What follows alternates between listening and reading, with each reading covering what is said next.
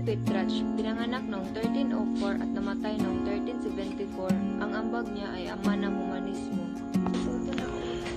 Giovanni Boccaccio, pinanganak noong 1313 at namatay noong 1375. Ang ambag niya ay Decameron, 100 koleksyon ng mga nakakatawang salaysay. William Shakespeare, pinanganak noong 1564 at namatay noong 1616. Ang ambag niya ay Nakata ng mga Makata. Miguel de Cervantes, pinanganak noong 1547 at namatay noong 1616. Ang ambag niya ay ang may akda ng nobelang Don Quixote de la Mancha. Niccolò Machiavelli, pinanganak noong 1469 at namatay noong 1527. Ang ambag niya ay ang may akda ng The Prince.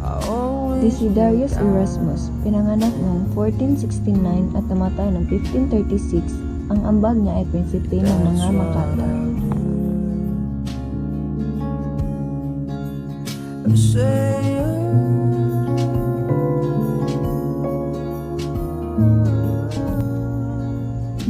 Michelangelo Buonarroti, pinanganak noong 1475 at namatay noong 1564. Ang ambag niya ay ang unang obra maestra ay ang estatwa ni David.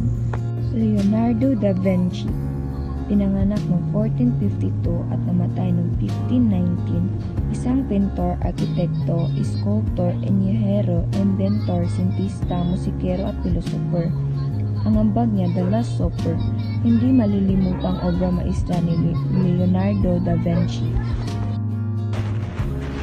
Raffaello Santi o Raphael, pinanganak noong 1484 at namatay noong 1520. Kilala bilang ganap na pintor, perpektong pintor, at isa sa mga ambag niya, La Belle Hardiniere, ginawa noong 1507, isa sa sikat na obra ni Raphael.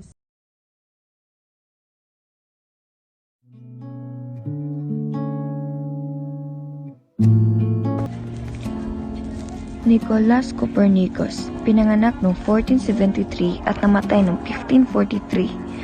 Ang ambag niya, inilahad ang teoryang heliocentric, ang pag-ikot ng daigdig sa aksis nito, kasabay ng ibang planeta at umiikot din ito sa paligid ng araw.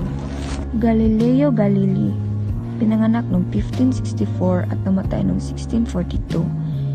Ang ambag niya, isang astronomo at matematiko.